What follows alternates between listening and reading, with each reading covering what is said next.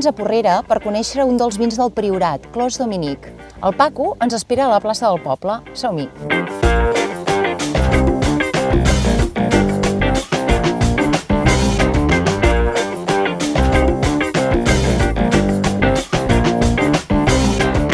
Clos Dominic és un petit celler que en poc més de 10 anys ha sabut posicionar-se com a referent de qualitat.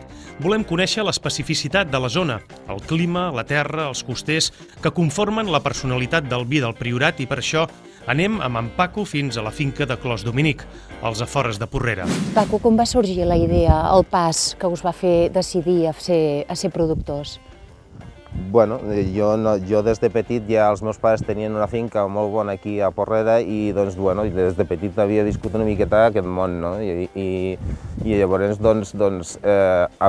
arriba un moment en què després de comprar aquesta finca van començar una miqueta a interessar-nos pel tema del vi i preguntar, anar a veure els cellers, preguntar el per què, el tipus de vins, el tipus de barrica, el per què és el que va portar una barrica a una altra i fins que va arribar un punt en què ja van decidir que ja sabien prou com per començar a donar aquest pas.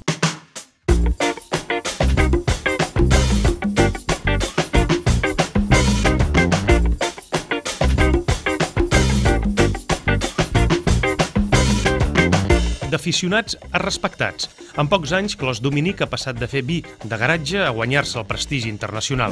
Quines característiques té el vi del Priorat que no tenen els altres vins? Bueno, jo suposo que és la qualitat i els aromes i hi ha una sèrie i el terroir. Jo crec que és més la terra en si, que és una terra única. Vull dir, la llicorella fa que les produccions siguin molt minces, siguin molt petites i la concentració la tingui tot el raïm. Llavors, és bàsicament, jo crec que la diferència dels vins d'altres puestos és la terra.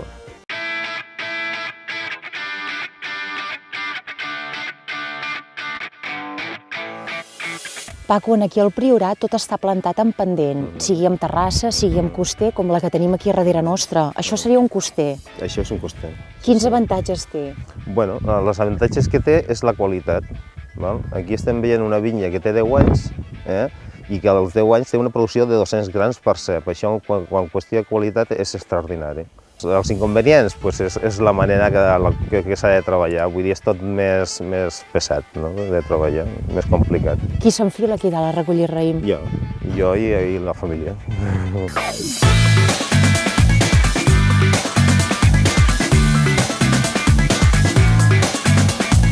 Ens enfilem pel coster per veure de més a prop una de les varietats del Priorat, la carinyena, i la terra característica de la zona, la llicorella.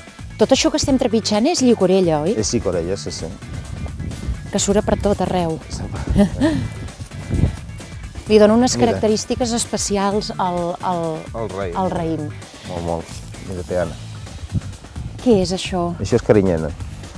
Quin gotim? És un gotim molt maco, sí. Que bona. I aquesta per què no s'ha recollit?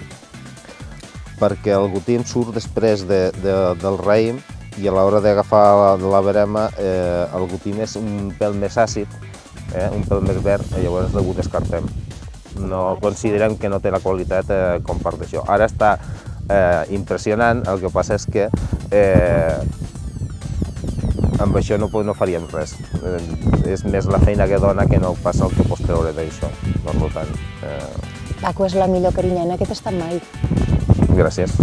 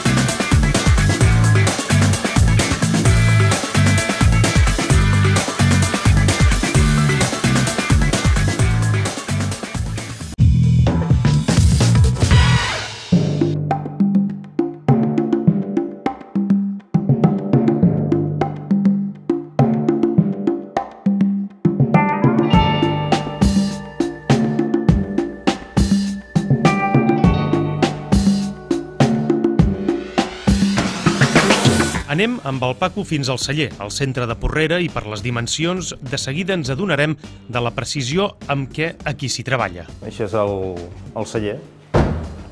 Tot el producte de Clos Dominic surt d'aquí. Sí. Això és un vi de garatge clarament, doncs. Perquè això era un antic garatge. Bueno, no exactament, era un pis. Sí? I hi havia una zona que era on estaven els animals i l'altra banda on estaven les persones, que era un pis.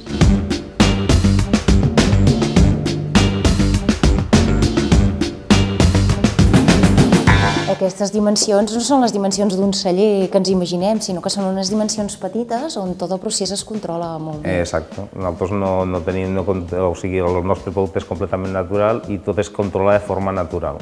Què vols dir de forma natural? Doncs que no s'afegeix res al vi, que no sigui, no s'afegeix res al vi que no sigui el sulfit. Això a nivell sanitari és boníssim. Sí. I de fet hi ha una associació molt important d'al·lèrgics, que un dels pocs vins que recomana és el nostre, una associació molt important catalana, que es diu Munitis Vera. Vull dir que... Què vol dir? Que les persones al·lèrgiques poden prendre aquest vi sense cap problema? Exacte. A veure, les persones al·lèrgiques sempre i quan no siguin al·lèrgics al sulfit.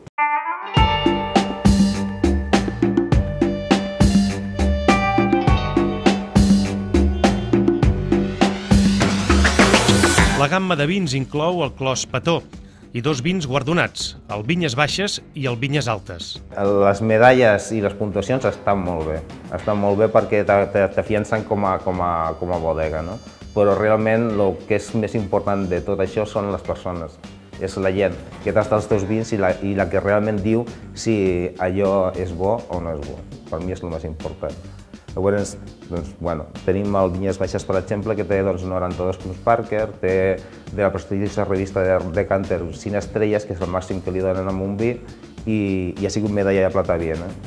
I després tenim el Vinyes Altes, que té 94 punts Parker, té les 5 estrelles de Decanter, té la medalla de plata també de Viena, però el que sí que té el Vinyes Altes és que té un reconeixement i unes crítiques molt bones.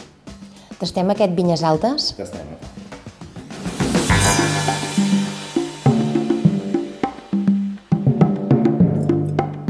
Què s'hi ha de trobar quan s'olora el Vinyes Altes? El Vinyes Altes, quan olores, has de trobar sotabosc, has de trobar la tipicitat de la finca, la pissarra, o sigui, has de trobar fruits vermells, lavanda.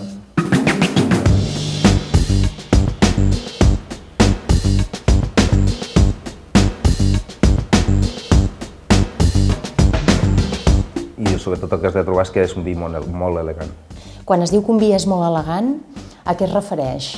A que és un vi que lliga amb tots els plats? O a que és un vi que passa bé? Que és un vi estructurat? Que és un vi adequat per cada ocasió? Què és un vi elegant? Per mi un vi elegant és aquell que no necessites ni menjar per poder-te beure. És allò que a vegades te fa nosa els menjars. Tot i que és un vi que te'l podies beure amb carn de caça o amb plats així una miqueta més forts.